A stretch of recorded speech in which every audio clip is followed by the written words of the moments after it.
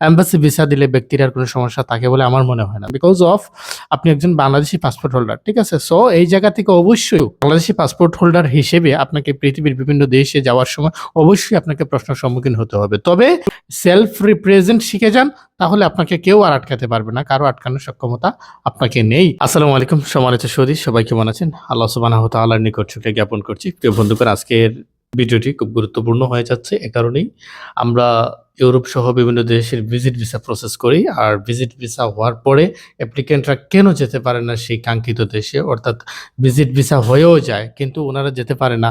Embassy visa দিলে ব্যক্তির আর কোনো সমস্যা থাকে বলে আমার মনে হয় না। তবে হ্যাঁ, ব্যক্তি যদি তাকে সরাসরি নিজেকে সেলফ রিপ্রেজেন্ট করতে না পারে ইমিগ্রেশন অফিসারের সামনে, তাহলে অবশ্যই তাকে সে যে দেশে যাচ্ছে সে দেশ থেকে তাকে ব্যাক করে দিতে পারে। অথবা ধরেন একজন অ্যাপ্লিক্যান্ট কাতার থেকে যাচ্ছে সেনজেন ভিসা নিয়ে, এম্বাসি তাকে ভিসা দিয়েছে, তাহলে কাতার এয়ারপোর্ট তাকে কোনো অবস্থায় ডিনাই করতে পারে না, রাইট?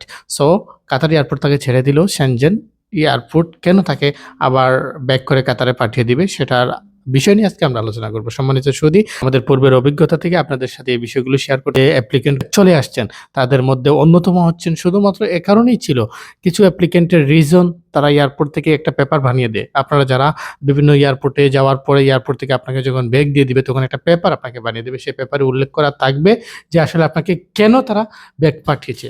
তো সম্মানিত সুধী, বিশেষ করে এই পেপারটা কখনো অ্যাপ্লিকেন্টের হাতে দেওয়া হয় না, আমার যতটুকু ধারণা এটা এয়ারফোর্স যারা থাকে তাদের হাতে দেওয়া হয়। সো প্রিয় বন্ধুগণ, তাহলে আমাদের করণীয় কি? আমাদের করণীয় হচ্ছে সেলফ রিপ্রেজেন্ট। আমরা কেন যাচ্ছি লাইক মাল্টা? তো আমরা কাতার থেকে সেনজেন ভিজিট ভিসা নিয়ে মাল্টা যাচ্ছি।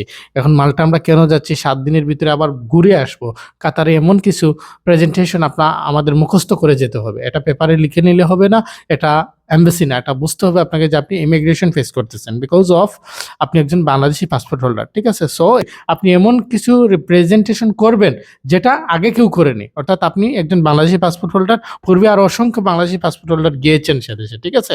তো আপনি যখন যাবেন এবং আপনার যখন, এটাও একটা ইন্টারভিউ, বাংলাদেশী পাসপোর্ট হোল্ডার হিসেবে আপনাকে পৃথিবীর বিভিন্ন দেশে যাওয়ার সময় অবশ্যই আপনাকে প্রশ্নের সম্মুখীন হতে হবে। তবে আপনি যদি একটু স্মার্ট হয়ে যান, আপনি যদি একটু সেলফ রিপ্রেজেন্ট শিখে যান, তাহলে আপনাকে কেউ আর আটকাতে পারবে না, কারো আটকানোর সক্ষমতা আপনাকে নেই। সম্মানিত সুধী, আজকের আলোচনা আশা করি আপনারা বুঝতে পেরেছেন এবং আজকে এই আলোচনার সাথে অবশ্যই আরো কিছু আলোচনা আমরা অ্যাড করবো ইনশাআল্লাহ নেক্সট কোনো ভিডিওতে। ধন্যবাদ, আল্লাহ হাফিজ।